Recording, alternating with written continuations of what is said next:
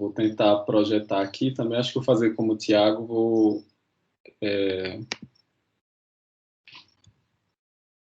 projetar aqui a tela mesmo, que eu acho que fica mais fácil. Bom, a gente vai falar sobre problemas de saúde autolimitados, tá? Quando a gente está falando de problemas de saúde autolimitados, né, a gente vai discutir conceito e tal, mas é o que imediatamente a gente associa à prescrição farmacêutica, né? Todo esse movimento de prescrição, polêmica, o pessoal comentando tudo, é esse serviço aqui, é nesse serviço que essencialmente a gente realiza a prescrição farmacêutica, mas esse serviço é muito mais do que só a prescrição.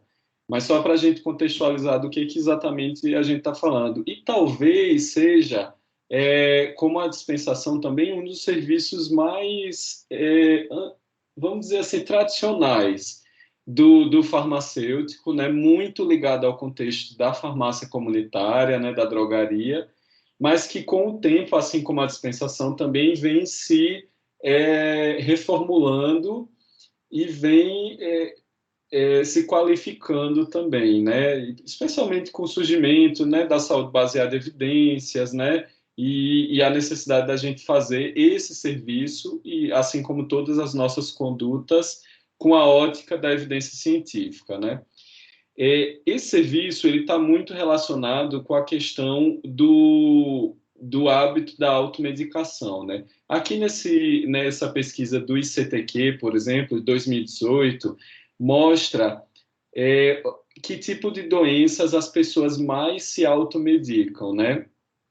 E aí, se vocês puderem observar, são o que a gente pode chamar de problemas de saúde autolimitados, né? Então, vejam, 56% das pessoas entrevistadas relatavam que se automedicavam por conta de dor de cabeça, 32% febre, 31% resfriado, 9% congestão nasal, 3% alergia, tosse, dor de barriga, dor no estômago, dores musculares, cólica abdominal.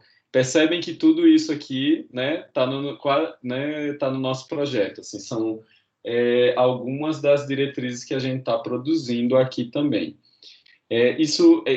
O percentual de automedicação vai variar de acordo com a pessoa, né? Então, normalmente, entre homens e mulheres pode haver diferença. Crianças, a tendência de automedicação em crianças tende a ser um pouco menor do que em adultos. Então, isso vai variar um pouco. E de acordo com a doença também. De acordo com o grau de familiaridade da pessoa em relação aos medicamentos, em relação à própria doença.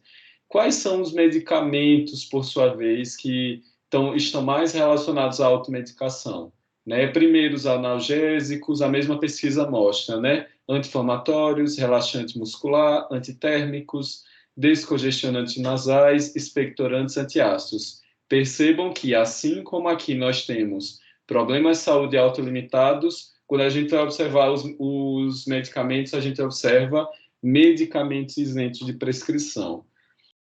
Uma pesquisa recente da Abrafarma mostrou também que durante a pandemia, né, e eu acredito que mesmo antes, né, os MIPs são os grandes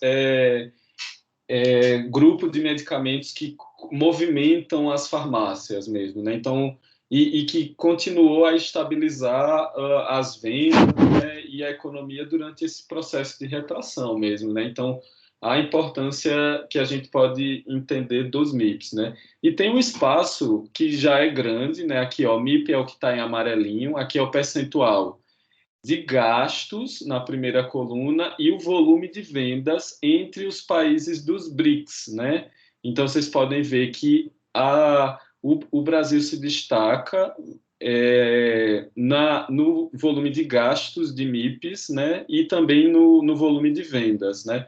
Só perde para a Rússia.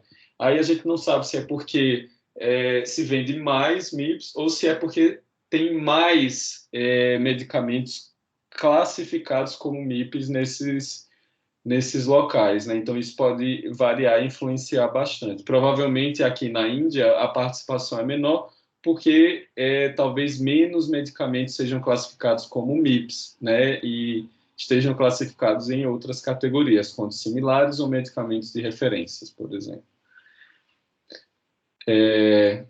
E aí, aqui, outro dado da indústria também, do Canal Farma, na verdade, que mostra a potencialidade da farmácia também, né? Enquanto os brasileiros eles vão, em média, uma vez por ano ao médico, a grande maioria dos brasileiros vai pelo menos uma vez por mês à farmácia, né?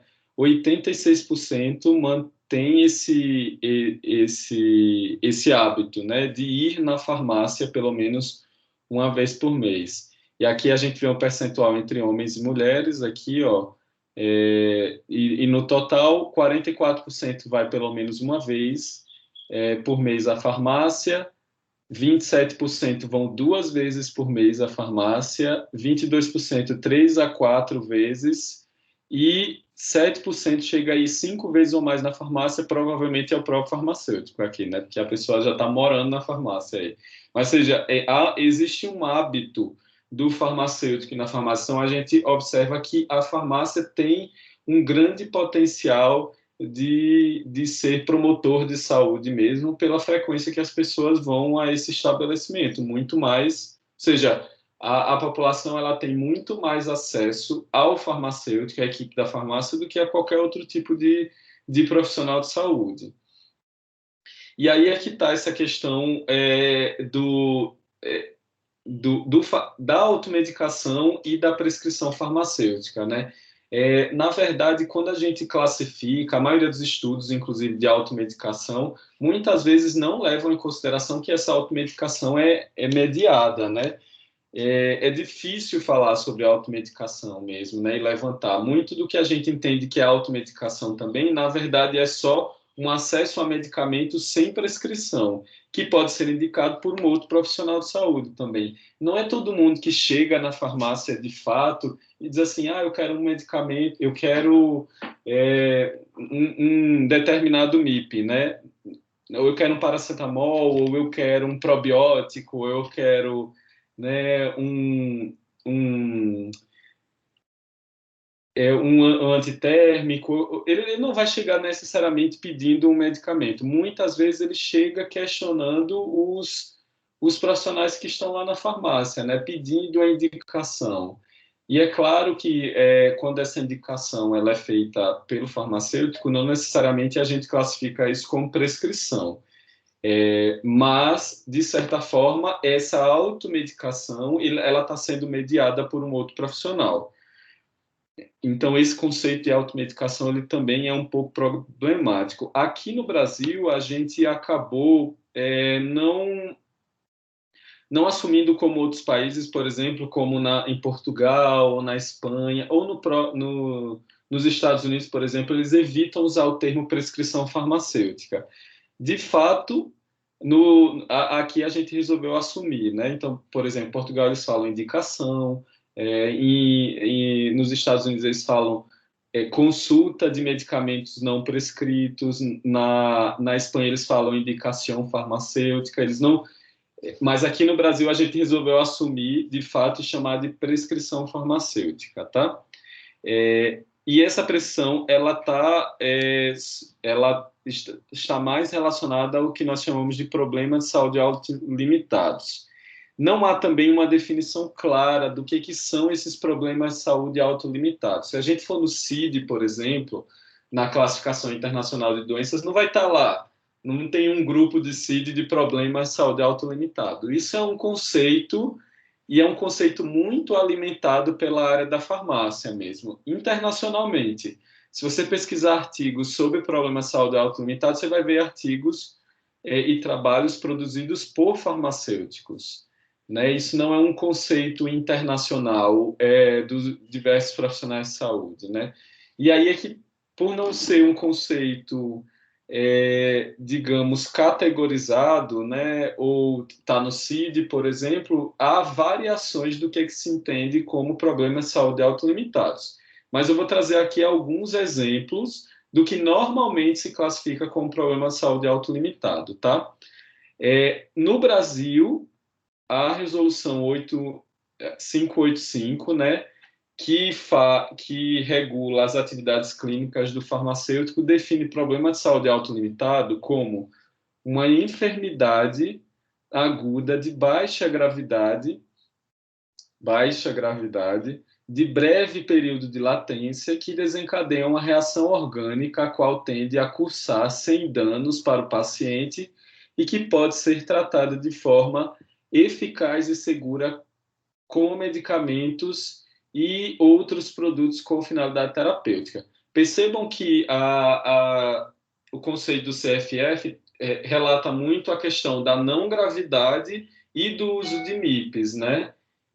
Não concordo muito com essa questão de você relacionar a classificação da doença com o tratamento, né? Isso é um pouco estranho, assim, né? Por exemplo, você não pode dizer que tudo que é tratado com MIP é um problema de saúde autolimitado. Não, você trata, inclusive, é, problemas crônicos também, eventualmente, com a utilização de algum MIP. Ou problemas graves também, né? Infecções graves, você, né, muitas vezes utiliza MIPs, né? Analgésicos e antitérmicos, por exemplo. Mas tem uma intencionalidade aí que é para, inclusive, legitimar essa questão de que a maioria dos problemas de saúde autolimitados vão ser tratados utilizando medicamentos que têm um perfil de efetividade e segurança maior, né? Então, que por conta disso não precisam de receita médica, né? Então, isso é mais sírio. Aqui é isso, exatamente. Como eu falei, por exemplo, ó, isso em outros lugares recebe outros nomes, né? Então, por exemplo, na Espanha eles falam serviço de indicação farmacêutica para sintomas menores, né? Então já utiliza o termo sintoma menor. Nos Estados Unidos eles preferem falar mais consulta para medicamentos sem prescrição, ou consulta farmacêutica para medicamentos não prescritos, né? Como eles falam, nas traduções, né? E no Reino Unido, por exemplo, eles falam consulta, serviço para transtornos menores. Todos esses termos, eles têm sido muito criticados, né? Então, por exemplo, a gente viu um trabalho do Canadá que ele critica todos esses termos, né? Eles acham que sintoma menor é um termo que desqualifica o problema de saúde do paciente, né? E é como se não precisasse de uma atenção profissional, seja qualquer profissional. Então, eles evitam, acham que não é adequado falar sintomas menores ou transtornos menores, né? Aqui no Brasil não foi esse termo padronizado, né? Foi problema de saúde autolimitado.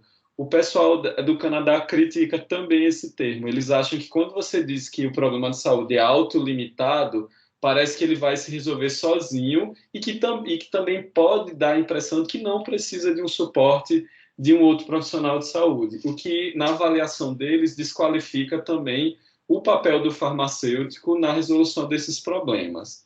Mas percebam que eles já estão num outro momento mais avançado, né? Então, agora eles sugerem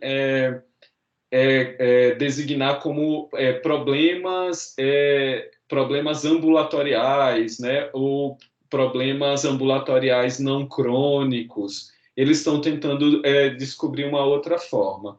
No meu entendimento, a escolha do Brasil foi uma escolha boa, porque não me parece que problema de saúde autolimitado é melhor do que sintoma menor, porque pelo menos no português, quando a gente fala com a coisa menor, tem uma conotação pejorativa, né?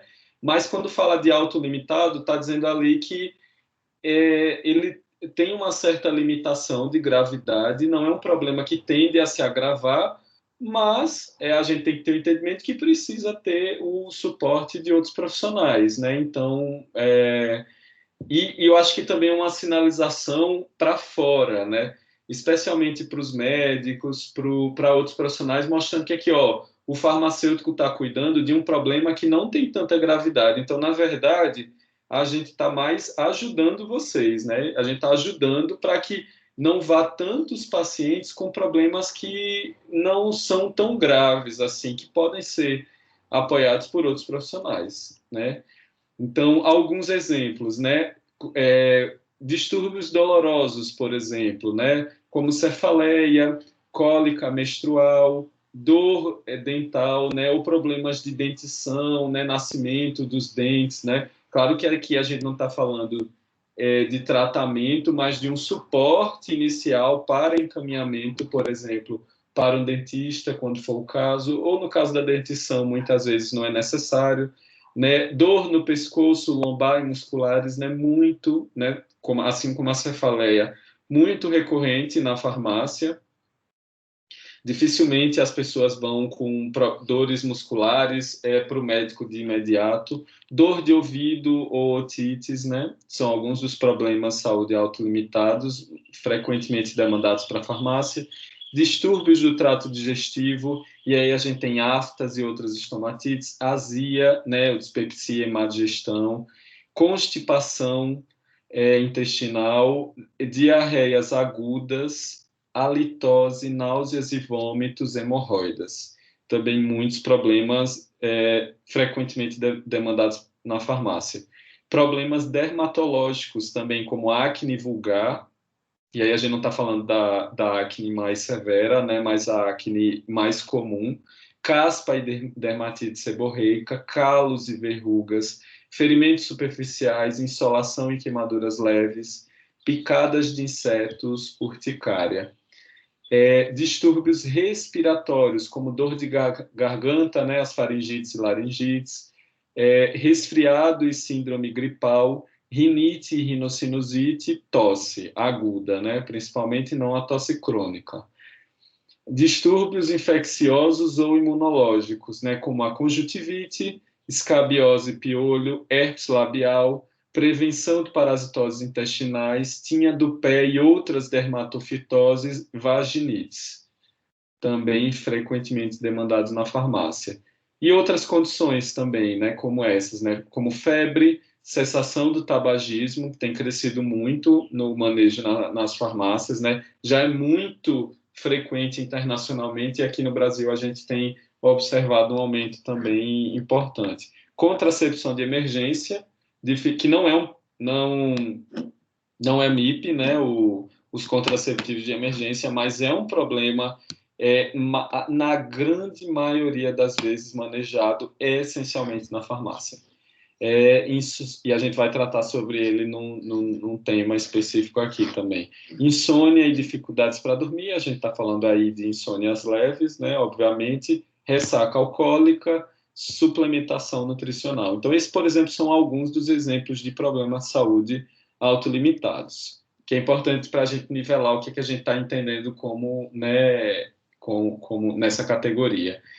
E aí, pessoal, o que é interessante, a gente vem observando que não só isso está sendo um serviço ou uma ação que está sendo cada vez mais estudada e fomentada na categoria farmacêutica, mas também isso está começando a ter mais suporte e apoio dos governos, né, dos sistemas de saúde. Então, podemos citar dois países que estão mais avançados nesse sentido, que é o Canadá e o Reino Unido, que já possuem programas governamentais com ressarcimento para as farmácias. Então, são programas de manejo de problemas de saúde autolimitados, onde os pacientes que atendam esse perfil, né, que possuam esses problemas de saúde, são direcionados à farmácia para atendimento do farmacêutico, e esse farmacêutico é ressarcido pela consulta que foi realizada pelo governo.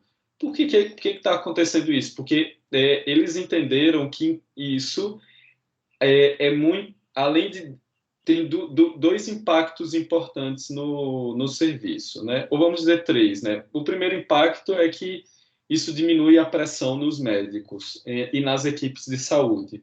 Um paciente, por exemplo, com herpes labial, ou com constipação, ou com diarreia, tal, ele não precisa ocupar uma consulta da atenção primária. Não precisa passar por triagem, não precisa passar por um atendimento prévio do enfermeiro, não precisa passar por uma consulta médica. Então, isso desafoga o sistema. Outra questão é que é mais econômico, porque é muito mais caro uma consulta com todo o equipamento, com todos os equipamentos, com toda a estrutura do serviço de saúde, do que você simplesmente ressarcir a farmácia. E outra, e mais importante, é que resolve também para os pacientes, né? Então, isso garante mais acesso aos pacientes, porque, como a gente comentou, né, o farmacêutico está muito mais disponível e os resultados têm se mostrado interessantes, com uma alta taxa de resolução, né? Outros países também estão experimentando e fomentando isso, tanto do ponto de vista de pesquisa, quanto em alguns serviços locais, como Austrália, Estados Unidos, Espanha, Nova Zelândia, Tailândia e outros, né? Então percebam, pessoal, que a gente tem que ter eu ia dizer uma coisa assim, mas eu acho que não é adequado, mas eu dizer assim, o legal da gente não ser um país desenvolvido, né, que não é legal, é que a gente, de certa forma, consegue observar a tendência de fora, né?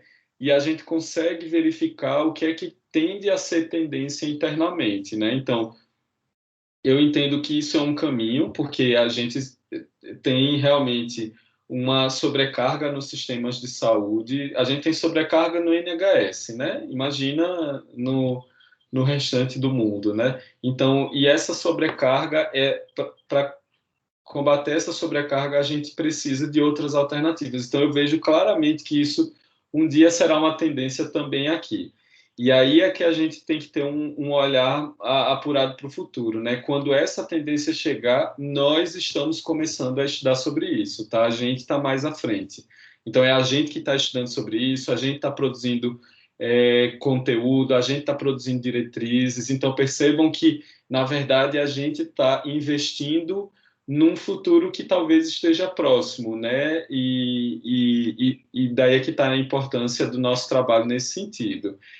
Vejam, por exemplo, alguns dados desses programas, né? Deixa eu até me controlar aqui.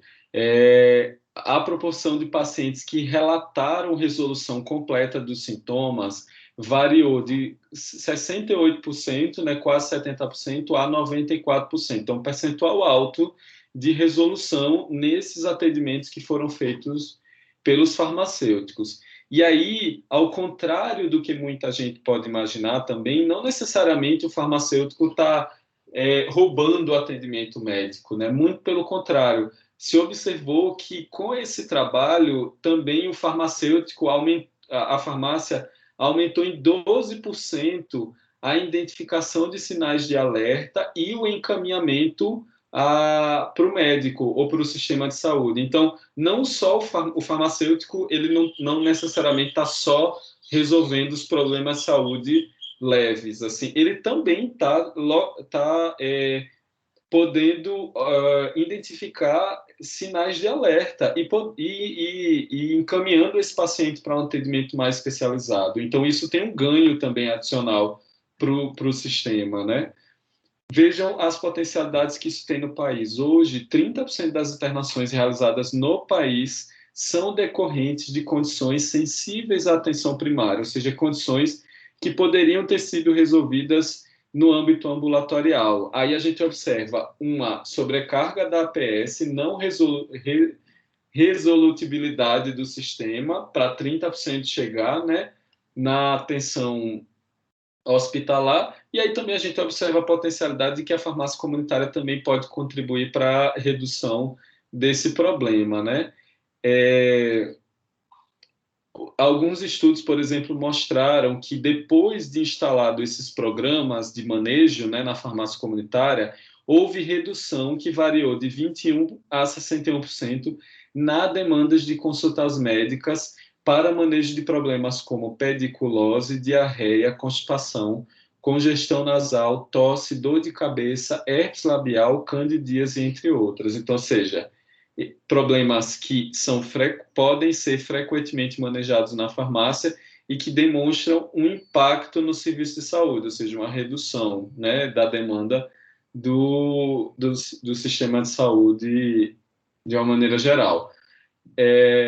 E aí, como é que a gente está aqui no Brasil, né? E aí a gente estava comentando, né, sobre isso, né, na fala do Tiago, né? Então, Segundo a Abrafarma, o número de estabelecimentos com consultórios farmacêuticos chegou a 3 mil em 2019, alcançando mais de 5 milhões de atendimentos realizados no triênio de 2017 e 2019. A gente observa que é um começo já importante, né? Claro, a gente tem mais de 80 mil farmácias no Brasil, então é um número muito pequeno, mas já é um número surpreendente para quem não imaginava que isso fosse dar certo, né? E a gente, claro, observa que isso tende a ser um diferencial competitivo entre a, a, o, a disputa, né, agressiva das empresas farmacêuticas, né? Então a gente observa que isso tende a ser investido. Mas, acima de tudo, a gente observa que é também um reposicionamento da profissão farmacêutica, né? E uma recolocação do farmacêutico como um profissional de saúde clínico, né? De fato. E aí, quando a gente está falando desses 5 milhões de atendimentos, podem ter certeza que a grande maioria desses atendimentos é para a resolução de problemas de saúde autolimitados, né? Claro que você também tem atendimentos de rastreamento, você tem também acompanhamento de pacientes com hipertensão, diabetes, tal, mas sem dúvida a demanda por manejo de problemas de saúde autolimitado é muito frequente na farmácia. A gente estima-se que, para além dos consultórios, das 80 mil farmácias, mais de 10% já tem algum tipo de serviço farmacêutico implementado, que pode ou não estar vinculado a um laboratório, a um consultório, né? E nas grandes redes esse cenário parece um pouco maior, né? Chegando a 30%, porque as grandes redes já estão verificando a importância disso e elas estão acabam que estão induzindo isso, né? Também. Aqui, esse é um outro estudo que eu achei super interessante também, super recente, né, do ano passado agora, finalzinho do ano passado, onde o ensaio clínico randomizado mostrou que pacientes atendidos por farmacêuticos treinados no manejo de problemas de saúde autolimitado, eles tiveram 1,5 vezes mais probabilidade de receber um encaminhamento apropriado e 5 vezes mais probabilidade de aderir os cuidados em comparação com o grupo controle, que eram também atendidos por outros farmacêuticos, só que farmacêuticos não treinados para isso. Daí é que a gente observa também a importância de treinamento, a importância de ter diretrizes clínicas, a importância de ter cursos de capacitação, também o movimento que a gente está fazendo com o projeto, né? Nesse estudo, se observou que o atendimento dos farmacêuticos promoveu o aumento de pontuação na avaliação geral de saúde e o grupo intervenção alcançou 94% de resolução dos sintomas. Surpreendente, né? Um número muito, muito grande mesmo, assim, né? 94% de resolução dos problemas de saúde. Agora vamos falar como é que é o fluxo de atendimento desse paciente, né? Eu vou tentar passar breve, assim, mas trazer outros fluxos. Então, por exemplo, na Espanha, que eles falam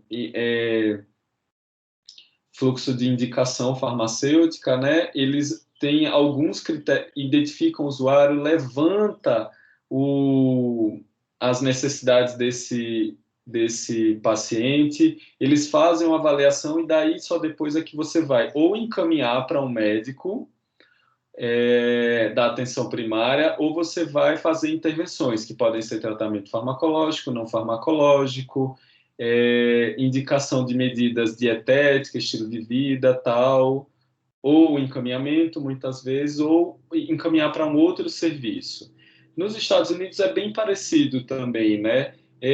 Só o início que ele muda aqui é que ele fala sobre a questão do acolhimento, que algumas vezes pode ser feito por iniciativa do próprio farmacêutico, quando ele observa que o paciente pode se beneficiar daquele atendimento, ou pode ser iniciativa do próprio paciente, né? Ou encaminhado pelo assistente de farmácia. Aqui é um fluxo que o pessoal da Sociedade Brasileira de Farmácia Clínica está desenvolvendo, mas também a lógica é parecida, né? Você acolhe o paciente, identifica as necessidades de saúde, planeja as intervenções, e planeja e implementa, né? E depois você avalia os resultados, né? Lembrando que sempre você pode, em qualquer momento, encaminhar para um outro profissional de saúde. Também é necessário que haja documentação do serviço e tal. Então, ou seja, quando a gente observa esses fluxos, a gente observa basicamente quatro etapas, né, importantes. Acolhimento, que a gente até pode dizer que é uma pré-etapa, de certa forma, né, mas quando se inicia de fato o fluxo. Levantamento das necessidades, né, e planejamento, né, e implantação das intervenções e avaliação dos resultados. Então, é acolhimento, necessidades, intervenções e resultados, e aí a apresentação está estruturada nessas quatro etapas. Então, vamos falar do acolhimento primeiro, né? Normalmente, essa iniciativa ela ocorre pelo próprio paciente. O paciente já chega na farmácia perguntando: eu preciso de um remédio para cefaleia, ou o que é que você pode me indicar para dor de barriga, ou qual é um remédio, qual remédio bom para afta, o que é que eu posso fazer, né? Eu estou sentindo há dias isso, o que é que eu posso usar para resolver? Ou às vezes ele acaba pedindo uma orientação para outra pessoa. A minha mãe está com muita dor nas costas, o que é que você me indica para isso? Só que não necessariamente esse acolhimento vai ser feito, essa demanda ela vai ser captada pelo farmacêutico. Frequentemente isso vai ser acolhido pelo auxiliar de farmácia. E aí a gente volta, né? Da mesma forma que o processo de dispensação também, a gente tem que treinar os auxiliares de farmácia para que eles possam identificar demandas clínicas e encaminhar para o farmacêutico, né? Então, e aí você observa muito bem isso nas farmácias que tem um farmacêutico mais atuante do ponto de vista clínico. Quando o paciente já se queixa de algum problema de saúde ou pede uma determinada indicação, imediatamente o auxiliar vai dizer: peraí que eu vou chamar o farmacêutico, peraí, né? Deixa eu ver se o farmacêutico pode lhe atender. Também a gente vem observando ao longo do tempo pacientes que já chegam procurando farmacêutico também. Então, isso não é incomum também. Muita gente já chega procurando farmacêutico já para ter mais segurança do que vai ser indicado para ele, tá? Então, as pessoas estão se informando cada vez mais sobre isso. Então, a demanda para o farmacêutico em relação a isso também está maior. E aí, pessoal, quando a gente está falando de acolhimento, é muito importante a gente tomar alguns cuidados, né? Aqui eu trouxe um estudo muito interessante, feito em 3 países, com quase 3.000 pacientes, onde os pacientes, eles relataram o que é que eles recomendariam aos profissionais de saúde para que tivesse uma consulta melhor, assim, né? O que é que eles acham que os profissionais de saúde deveriam fazer para que tivesse uma boa consulta, né? Pelo ponto de vista do paciente, né? E aí eu acho interessante isso, porque foram o que eles relataram, né? Então eles recomendaram, primeiro, que se apresente aos novos pacientes, né? Diga o que você faz. Muitas vezes, né? O profissional está na fila, né, de pacientes ou atendendo um paciente. Na farmácia a gente atende muitos, muitos e muitos pacientes, e às vezes a gente se esquece, inclusive, de se apresentar para o paciente, né? Isso é importante. Manter contato visual, né? Outra questão importante. Conversar calmamente e não demonstrar pressa. Assim como a gente tem consulta de médico, que é rápida, né? Muitas vezes o farmacêutico vai se colocar nessa posição também, porque ele tem muitos pacientes para atender ou muita coisa para fazer na farmácia, né?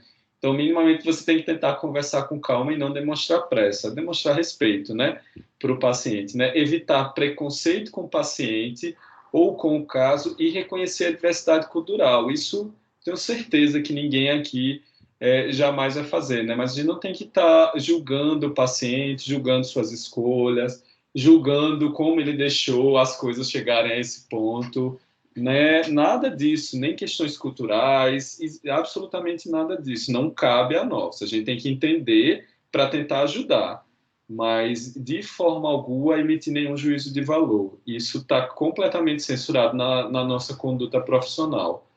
tratar o paciente como ser humano e não como um conjunto de sinais e sintomas. Isso também é importante, né? Prestar atenção nas questões psicossociais e respeitar as pessoas como indivíduos únicos. Não é todo paciente que se comporta dessa maneira ou daquela maneira, né? Entender que cada indivíduo é um indivíduo único e tem sua singularidade, né?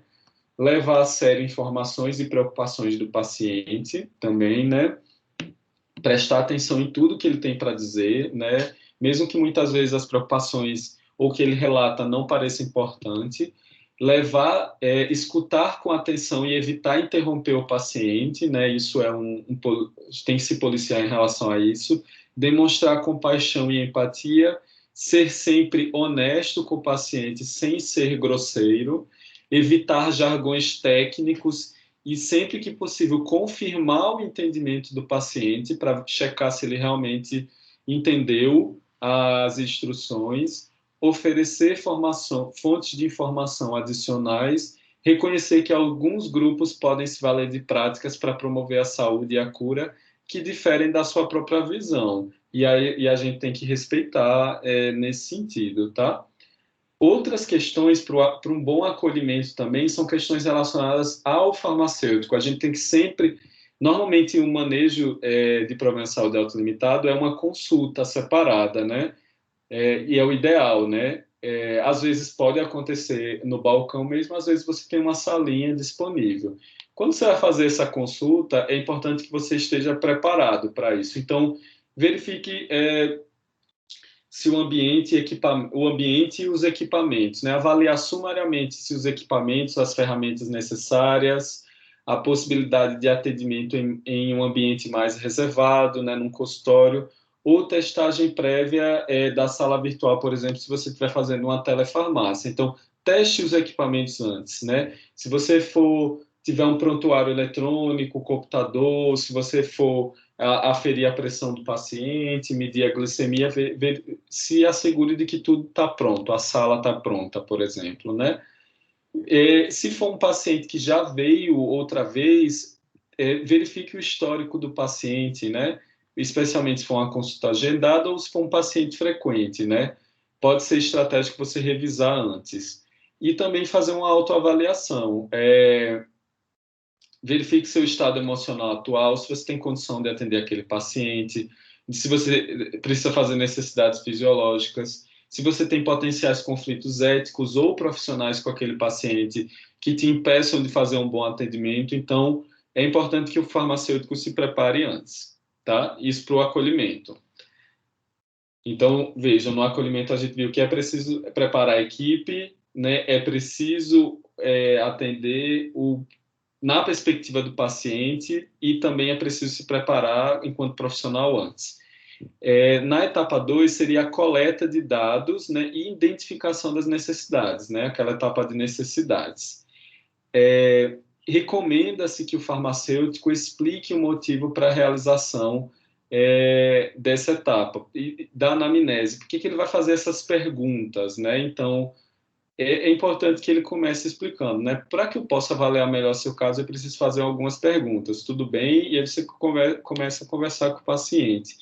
Nessa anamnese, que é a investigação, né, do caso, o ideal é que você combine questões abertas, iniciais, para que o paciente tenha mais liberdade para falar, né? Então, como eu posso te ajudar? Você pode me falar um pouco mais sobre os sintomas, né, que você está sentindo, tal. E você combinar essas questões abertas, que deixa o paciente livre para falar, com questões fechadas, quando você quer saber uma questão específica que o paciente não relatou. Então, por exemplo, onde é que é essa dor?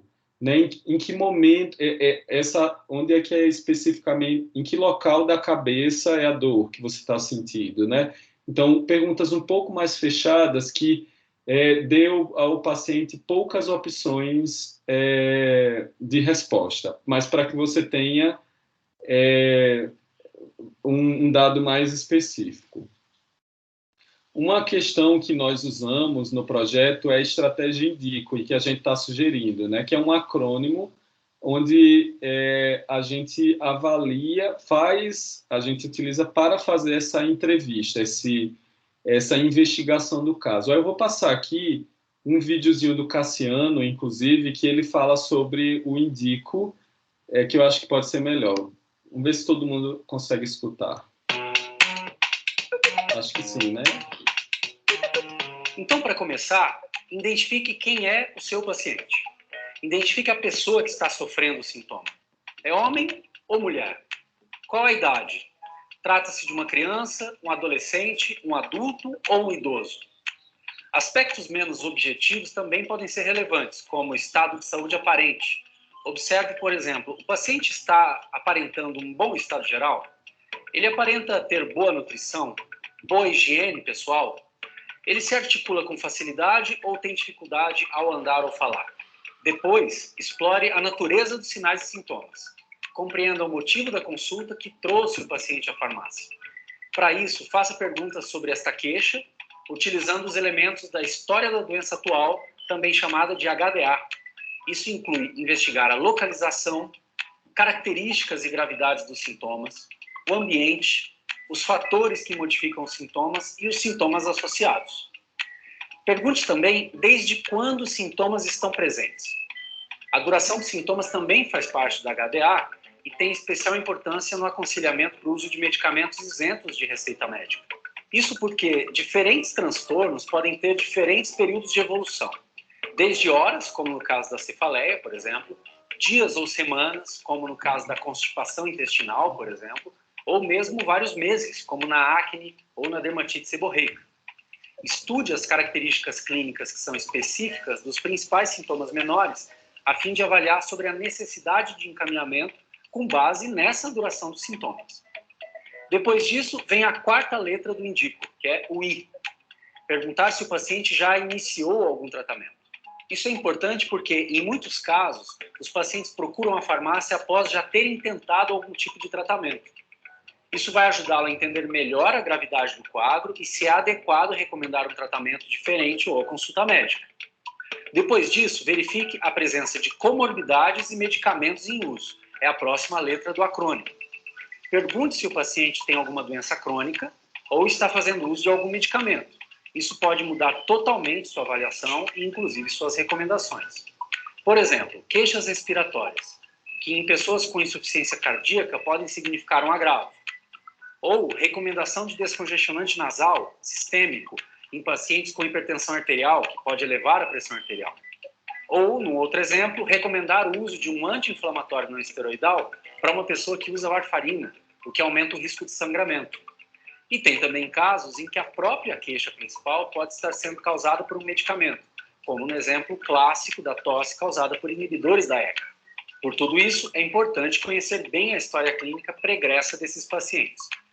Por último, considere outras situações especiais, como gravidez, lactação, praticantes de esporte, alergias ou situações socioeconômicas que são específicas daquele paciente. De novo, porque isso pode mudar a recomendação que você vai fazer a esse paciente.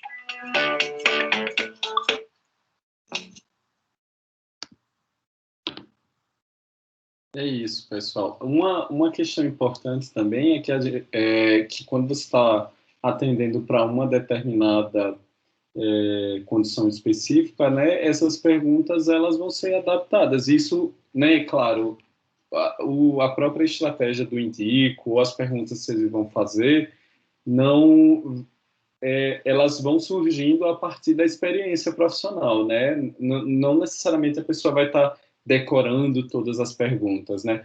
Mas, por exemplo, aqui, no atendimento da cefaleia, né, do trabalho da Juliana, inclusive, ela adaptou, né, para a cefaleia, né? Então, por exemplo, na natureza e sinais de sintomas, ela vai querer saber qual é a localidade da dor, quantidade da dor, se ela é pulsátil, por exemplo, se ela passa e volta, como é que é a característica, né? A intensidade, se é leve, se é moderada, para ela poder tentar diferenciar, inclusive, os tipos de cefaleia, né? A duração, quanto tempo a dor persiste, se tem intervalos, se a pessoa já utiliza alguns medicamentos para tratar dor, se isso é frequente, ela vai tentar investigar se essa cefaleia ela pode ser decorrente do abuso de medicamentos também.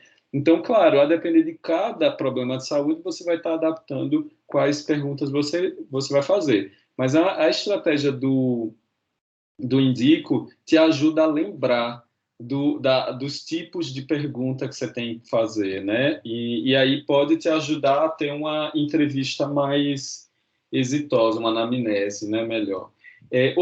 Outra questão importante durante essa etapa, né, de coleta de dados, né? Você pode fazer, não é muito frequente com os farmacêuticos, a gente não tem disciplinas de exame físico, tudo, mas há exames físicos básicos que a gente pode fazer, tá? Então, algumas questões específicas que você pode observar no paciente, como, né, idade, cor da pele, se ele apresenta sinais de palidez, cianose ou sinais de icterícia. Isso não demanda, são questões que não demandam muitas intervenções, né? Se tem presença de lesões, se tem sinais de estresse agudo, por exemplo, dificuldade respiratória, se apresenta sinais de ansiedade, o grau de mobilidade mesmo, se o paciente está andando de forma adequada ou se ele deambula de alguma forma, né, ou se ele consegue ficar equilibrado, o comportamento do paciente. Então, há algumas questões que você pode identificar na observação. E aí tem algumas coisas que que aí a gente recomenda que sempre se faça mesmo, sempre possível, que é a aferição dos sinais vitais, né? Que é frequência cardíaca, que aí é muito tranquilo de fazer isso na farmácia, né? Temperatura corporal, frequência respiratória, que agora atualmente a gente tem trabalhado mais com a observação da oximetria de pulso, né? Mesmo usando o oxímetro, né? Aquele aparelhinho até trouxe aqui, não sei se dá para ver, mas o oxímetro, né? Que agora na pandemia está muito divulgado, né? Então a gente pode, com o oxímetro, você medir tanto a frequência cardíaca quanto a oximetria de pulso, né? Então isso é importante. A pressão arterial, a própria diretriz brasileira de hipertensão recomenda que todos os profissionais de saúde que puderem, que tiverem contato com o paciente, que façam a aferição da pressão arterial. Isso não é restrito a médico ou a enfermeiro, tal. Todos os profissionais devem fazer, até para fins de rastreamento. E se for o caso, também você pode também tentar investigar sobre a dor do paciente, utilizando escalas de dor e tal. Então, esses são os sinais vitais que são importantes. Eu recomendo que todos, durante o curso, adquiram aparelhos para aferir sinais vitais, né? Tirando dor, que eu acho que não vai ter aparelho, mas para medir temperatura, frequência cardíaca, pressão, é importante. Também você pode dispor de alguns exames laboratoriais, né? O mais clássico e importante também que todos tenham é a glicemia capilar, isso é importante, mas agora a gente tem observado o crescimento nas farmácias, principalmente nessas que possuem consultório farmacêutico, né? Dos chamados, como é que eles chamam, laboratórios portáteis, né? A Emanuele até, eu acho que ela vai comentar isso na próxima sessão, né? Que quando ela estava em Portugal, tudo isso já era muito comum na Europa. Aqui no Brasil, a Anvisa já está estudando e em breve vai ser liberado para as farmácias, todas as farmácias, né?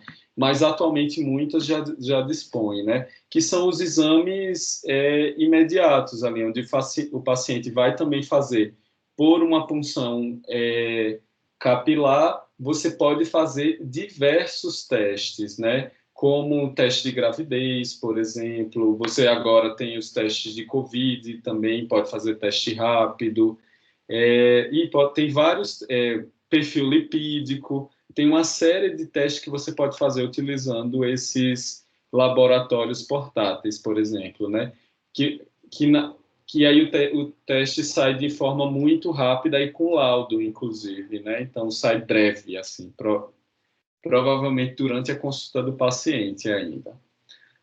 Aquela foram a coleta de dados, a anamnese, e aí a terceira etapa, são as intervenções de fato, né? onde você planeja e implanta as intervenções, ou que seria o que o Tiago também falou em dispensação e nos outros serviços do plano de cuidado. E aí, pessoal, é importante, né? Para atender bem esses pacientes, é importante que essas condutas e intervenções estejam baseadas em diretrizes clínicas. E é por isso que a gente vê a necessidade de instituir de elaborar essas diretrizes clínicas no Brasil, pela falta de material adequado sobre esses temas, né? Então, o que a gente recomenda é que essas diretrizes elas possuam e que o farmacêutico possua conhecimento, né, para fazer os atendimentos das características básicas de problema de saúde, dos objetivos e metas de cuidado para o paciente que está com herpes labial. Qual é a minha meta terapêutica? Até onde eu quero chegar? Né? Qual é o meu objetivo terapêutico? É isso que eu tenho que ter em mente, claro, né? Quais são os sinais, sintomas e as questões de anamnese farmacêutica que eu tenho que questionar para o paciente? Quais são os sinais de alerta que eu tenho que conferir, que eu tenho que observar para poder encaminhar para outro profissional? Quais são as recomendações não farmacológicas que eu posso ofertar para o meu paciente? Quais são as recomendações farmacológicas? Quais são as condutas básicas? O que eu devo fazer em casos especiais? Eu tenho que entender como é que é a evolução da doença esperada e como eu posso avaliar e acompanhar esse paciente. Então, essas são questões importantes que eu preciso saber.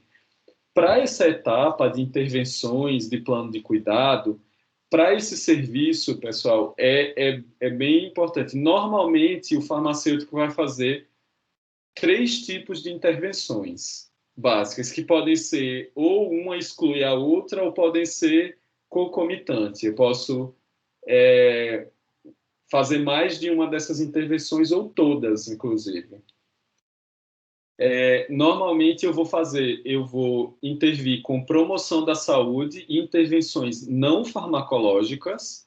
Na maioria dos casos você faz isso, inclusive. Em muitos casos, né, você vai intervir com medicamentos, então vai ser intervenção farmacológica, e também, em muitos casos, a sua intervenção vai ser identificação de sinais de alerta e encaminhamento, tá?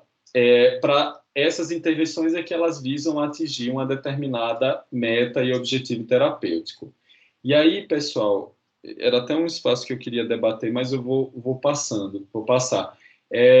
Normalmente, para a maioria desses problemas, a nossa meta, nosso objetivo terapêutico é reduzir sintoma e reduzir a duração desses sintomas, né? Para a maioria, né? Se eu estou com um paciente com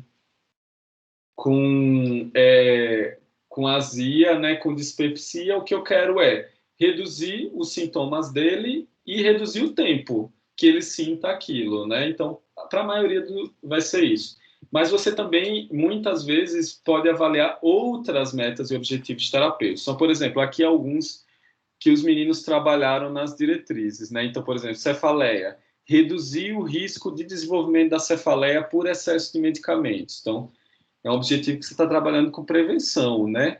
Identificar sinais de alerta, indicativos de potencial cefaleia secundária, para você poder encaminhar para um serviço mais especializado. Por exemplo, tosse aguda. Um dos objetivos pode ser minimizar o desconforto noturno e perturbação do sono decorrente da tosse. O tabagismo, por exemplo, pode ser identificar e manejar possíveis eventos adversos da terapia farmacológica ou da abstinência, por exemplo, né? Na herpes labial, reduzir o risco de transmissão também pode ser um dos seus objetivos terapêuticos. Na constipação, alertar o paciente sobre o abuso de laxantes, né? Informando sobre os riscos e dando opções mais seguras. São outros objetivos terapêuticos. Ok? Aí vamos ver especificamente o de intervenções não farmacológicas. É muito importante que a gente entenda que a maioria dos problemas de saúde, e aí incluindo os problemas de saúde autolimitados, eles são dados por problemas decorrentes do estilo de vida, né? Dos hábitos de vida. Então, é importante que a gente também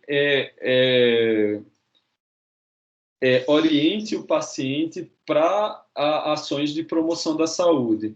Então, por exemplo, cefaleia, torcicolo, dor lombar, elas estão intimamente associadas a ritmos de vida estressantes, má conduta postural ou sedentarismo.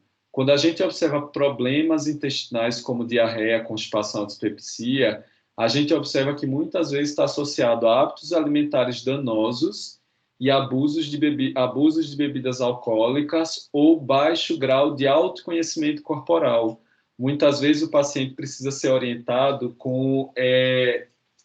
sobre a ida ao banheiro, inclusive, né? Sobre posições que favoreçam a evacuação e diminuam a constipação. Então, isso são intervenções importantes que o farmacêutico pode e deve fazer, sabe? Que vai para além do medicamento.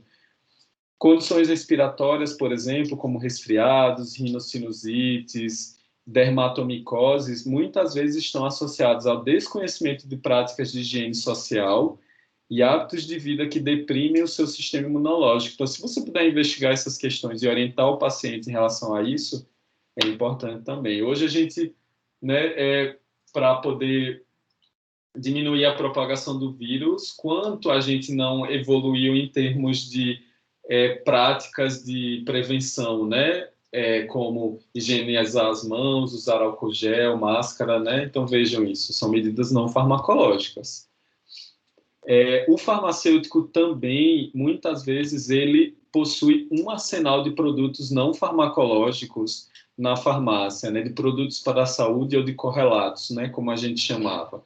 Então, a gente também pode se utilizar desse arsenal durante a prescrição das nossas intervenções, utilizando suplementos nutricionais, produtos de uso odontológico, produtos de primeiros socorros, contraceptivos e outros produtos de saúde sexual e reprodutiva, hidratantes, protetores solares, equipamentos muitas vezes podem ser recomendados para você fazer autocuidado, o monitoramento, termômetros, inaladores, glicosímetros, tudo isso é um arsenal de intervenções para o farmacêutico, artigos de higiene pessoal e tantos outros, né?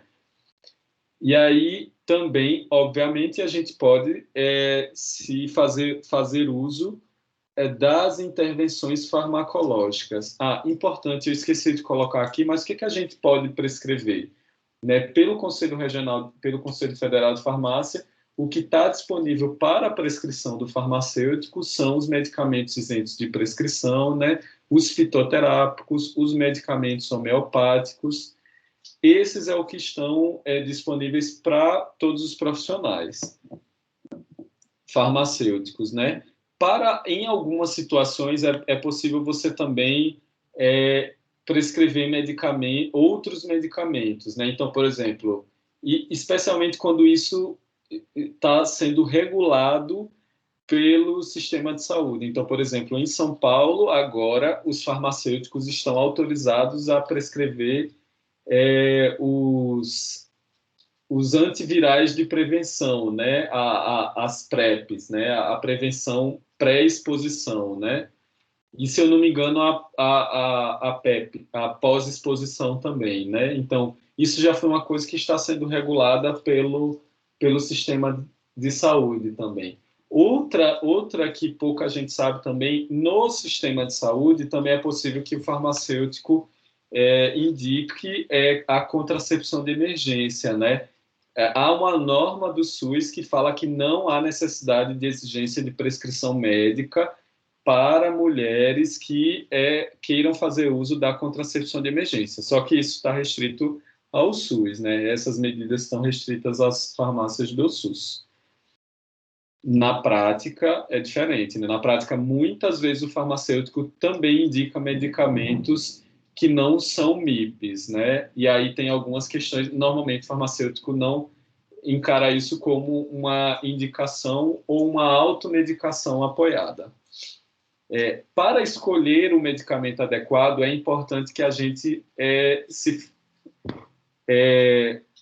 verifique esses 4 domínios, né, que são os clássicos do cuidado farmacêutico, né? Esse medicamento é necessário? Eu tenho que me fazer essa pergunta.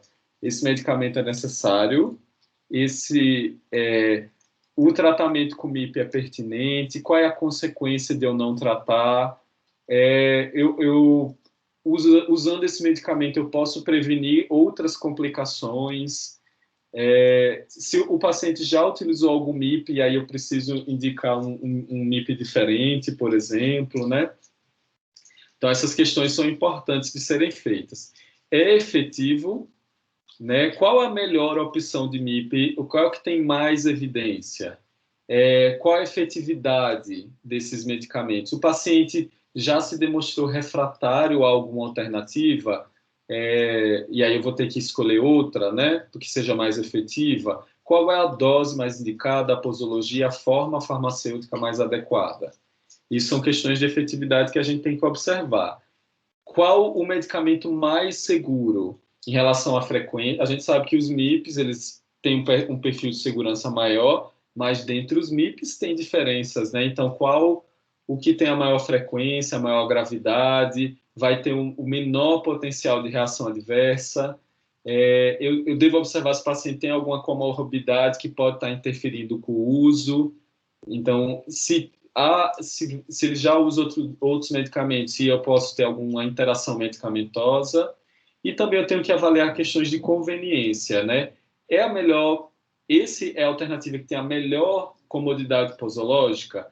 Os custos, as questões de acessos, é uma preocupação que eu devo ter com esse paciente, né? Ele pode ter alguma dificuldade de adquirir esses medicamentos? Tem alguma questão relacionada à experiência de uso dos medicamentos que pode afetar a utilização dos medicamentos? Ou seja, resumindo, para eu escolher o melhor medicamento, eu tenho que identificar se é necessário, se é efetivo, seguro, se é conveniente.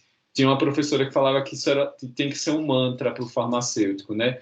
Quando eu estou avaliando um medicamento prescrito por outro, ou mesmo quando eu estou prescrevendo. É necessário, é efetivo, é seguro, é conveniente, é necessário, efetivo, seguro, é conveniente, eu preciso me fazer essas perguntas sempre. E aí, se eu tiver sempre essas perguntas na cabeça como mantra, eu sempre vou poder fazer uma boa escolha, uma boa avaliação. Aqui estão alguns componentes mínimos para a prescrição farmacêutica, mas aqui eu vou colocar na imagem, acho que fica melhor, identificação do estabelecimento, né? Nome completo e contato do paciente, isso é importante. A descrição da da terapia farmacológica, né? Com concentração, forma farmacêutica, via de administração, dose, frequência de administração, tudo completo, né? Se a gente avalia prescrição dos outros, a nossa prescrição tem que estar perfeita, né? Então, isso é uma questão bem importante. Eu também posso e devo registrar terapia não farmacológica, orientações, outros produtos que eu venha indicar para o paciente também, nome completo do farmacêutico, assinatura, número do conselho de classe, local e data da prescrição. O contato também é importante estar aqui, que geralmente está no contato do estabelecimento. Para uma boa prescrição, né, o melhor vai ser o quê? As diretrizes que a gente está fazendo, sem dúvida, mas até lá tem alguns materiais que são interessantes, né? Por exemplo, tem 3 em português que são bem interessantes de consultar. Um é da professora Chiara, lá, da Federal de Sergipe, do professor Paulo Caleb, que é cuidado farmacêutico em pacientes com distúrbios menores, aqui. Uma é da professora Luciane Marques, também, que é da Unifal, que também é nossa parceira nesse projeto aqui, então é um livro bem interessante também. Outro tem um livro que, na verdade, é uma tradução daquele livro que são Sintomas na Farmácia, né? É uma tradução no português de Portugal, né? Mas é interessante, chama O Doente na Farmácia. Esses são os que eu conheço em português, né? Em inglês, a gente tem o Handbook de Drogas Não Prescritas, que, para mim, é o que tem uma maior carga de evidência, assim, é bem referenciado, tal. Então, de todos, eu acho que é o melhor. Também a gente tem esse outro também aqui, que tem também uma revisão muito boa sobre medicamentos não prescritos, é de um profissional inglês, é bem interessante também. E tem o que a gente se inspirou para o nosso projeto, né, que é do pessoal lá de Granada, que são os protocolos de indicação farmacêutica e critérios de derivação ao médico também. Então, esses são materiais bem interessantes. E aí também a gente tem, né, como intervenção a identificação de sinais de alerta e encaminhamento. Né? É importante que a gente tente observar e identificar quando o paciente apresenta sinais ou sintomas de maior gravidade, e aí que vão demandar um encaminhamento, e quando ele apresenta sintomas aparentemente autolimitados, mas com a duração que está maior do que o previsto, e aí talvez seja interessante ter um diagnóstico mais preciso.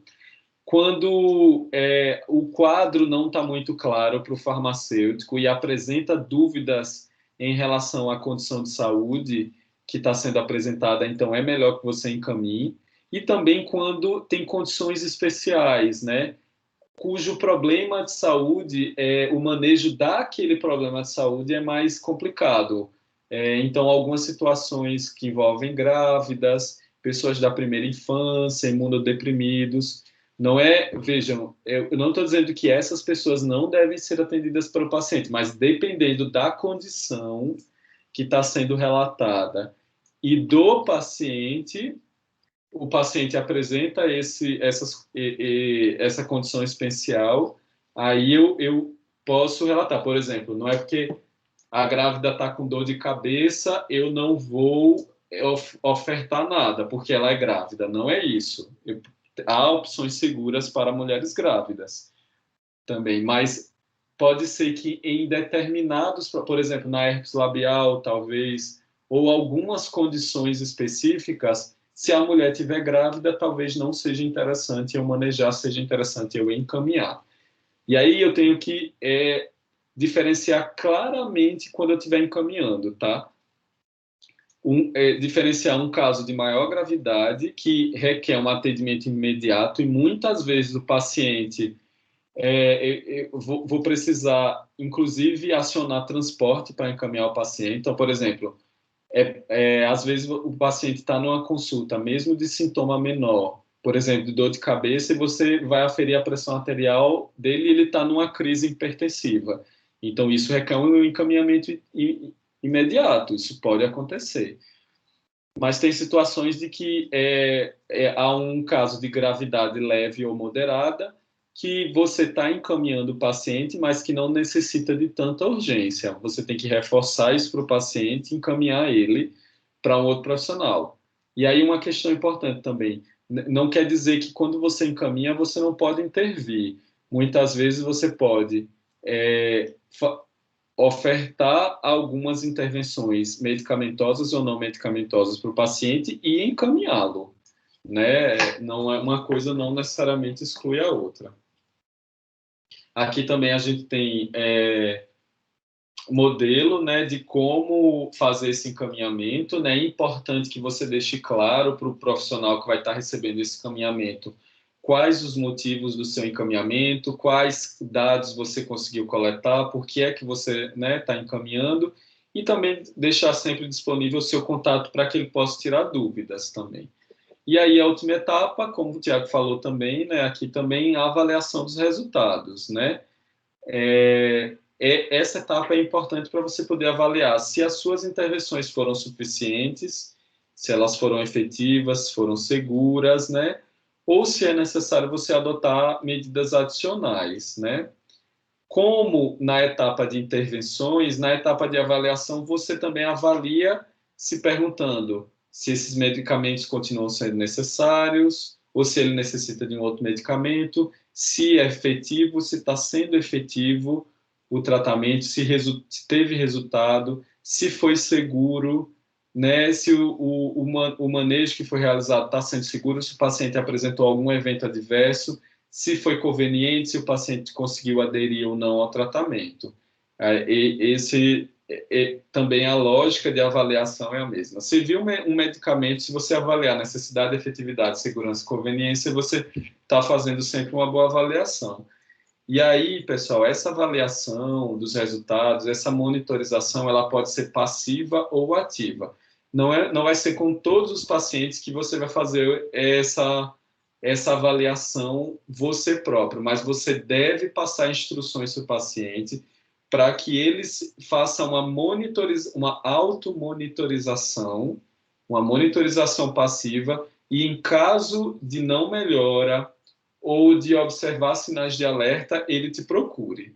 Então, em muitos casos é importante. Então, um paciente que tenha uma condição que já é frequente, é recorrente, por exemplo, né?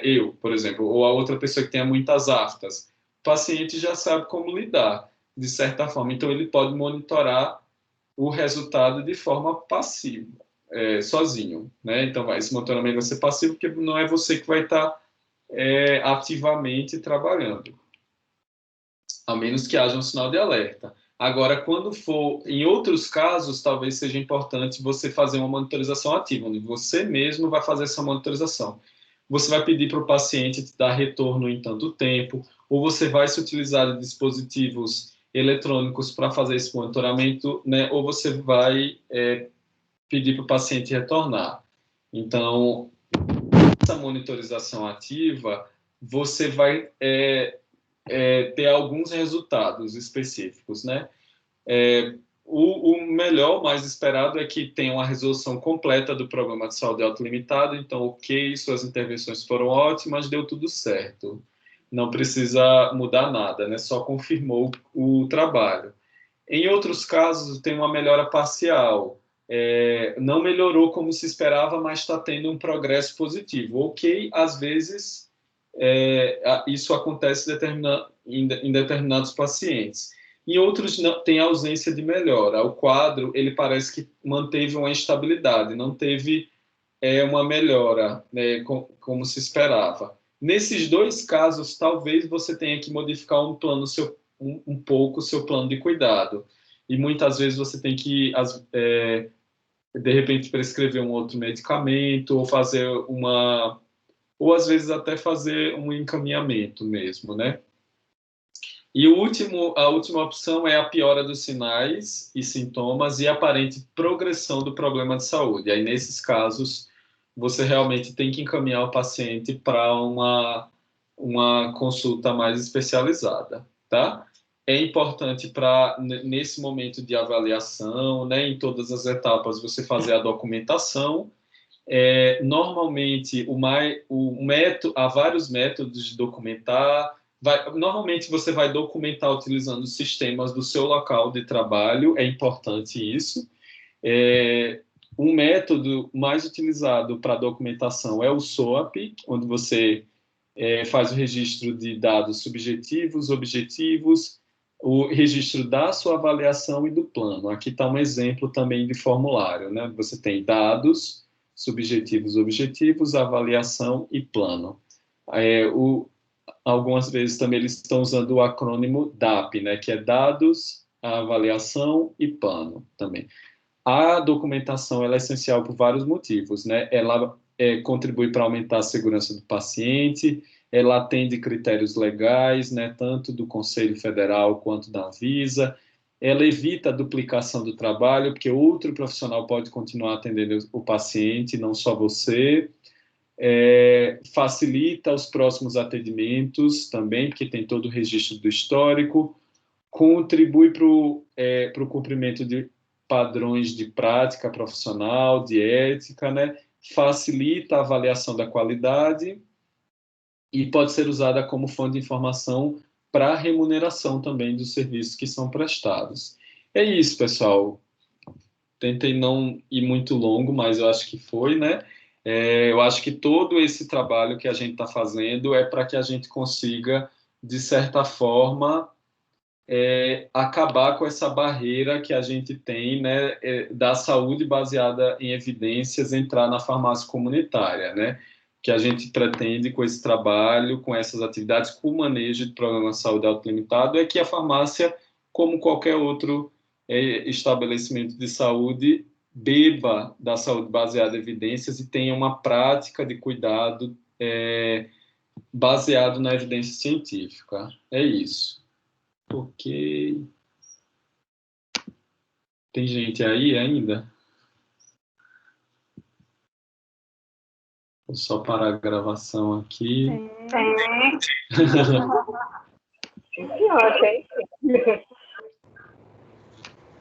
Muito bom, Han. Isso aí, pessoal. Vou parar a gravação aqui.